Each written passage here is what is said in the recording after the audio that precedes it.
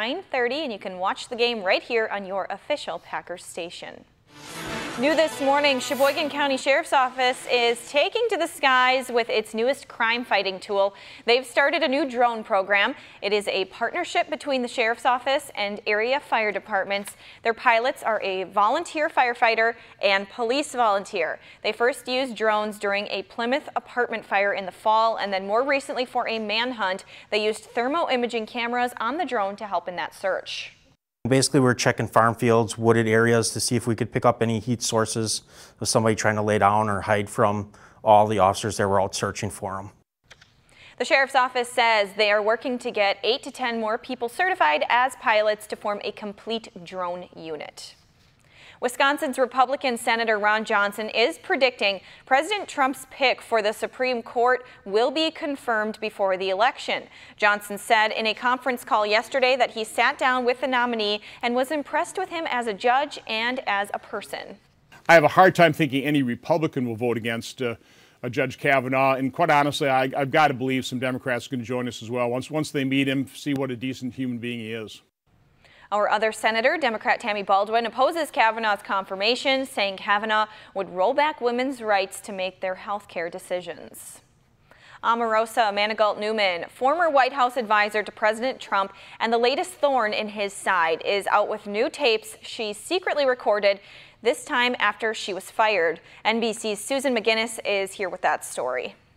After a one-day break, President Trump's former advisor, Omarosa Manigault-Newman, is back in the headlines, releasing more audio clips she secretly recorded. In them, Manigault-Newman claims Lara Trump, the president's daughter-in-law, offered her a job on the Trump campaign, paying $15,000 a month days after she was fired. That's $180,000. Does that sound like a fair deal? I saw this as an attempt to buy my silence. There's some things you got in the back pocket to pull out. Clearly, if you come over as a campaign, like, we can't hide. She made it very clear that if I joined this campaign, that I would have to be quiet. The clips are among 4 she gave NBC News. The network has heard the full version and confirms they're in proper context.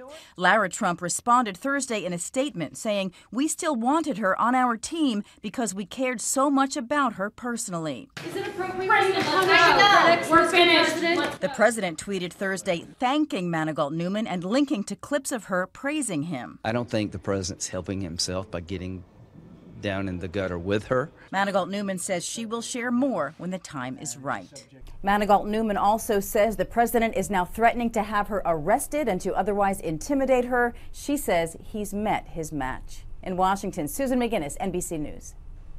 All right, thank you, Susan. Now, newly released video shows a fire tornado that killed a firefighter as he was helping to evacuate people in Northern California. And here it is. Jeremy Stoke, a firefighter in Redding, died after being caught in the fire tornado. Stoke was driving his pickup truck down the road to evacuate people when he sent out a mayday call for help, saying he was getting burned. Firefighters tried to locate him but lost contact. They discovered his remains the next day.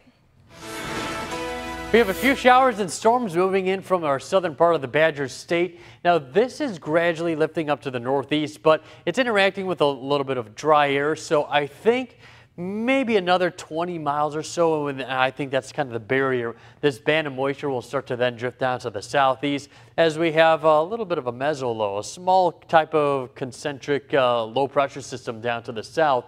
Watch what happens, though, as we get towards the afternoon. The skies, they clear, temperatures, they warm up into the 80s and a little cooler by the lakeshore, but notice a few pop-up showers and thunderstorms. Yes, especially farther southward, we could deal with a little bit of convection, but farther north you live, I think we're completely done with any precipitation.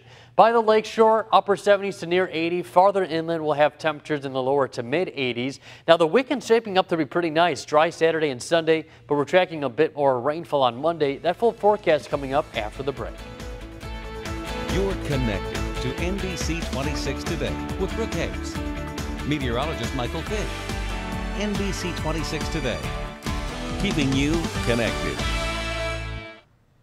Thanks for being with us this morning. Hollywood studios have been criticized for a lack of diversity in filmmaking, but things may be improving as Marvel's Black Panther leads all movie moneymakers this year. And now there's positive chatter ahead of the opening of Crazy Rich Asians in theaters this week. Here's Raphael Seth with the box office preview.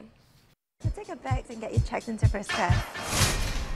Can't afford this. So Constance Wu suffers from sticker shock in Crazy Rich Asians. The fresh-off-the-boat star leads this Asian persuasion Cinderella story. She plays a native New Yorker visiting the Far East for the first time, and when she discovers her boyfriend has elite wealth, her level of intimidation is matched only by his family's disapproval.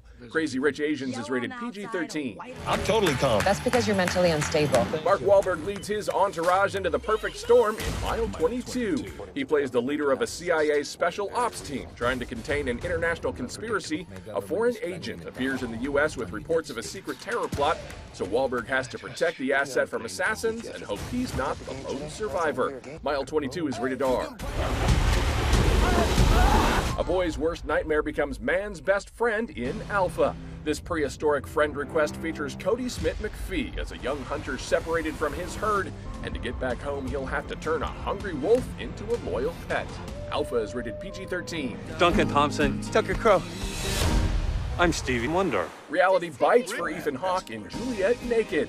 This reluctant romance is written by High Fidelity's Nick Hornby. Hawke plays a washed-up rocker introduced to Rose Byrne, a woman who is not a fan of his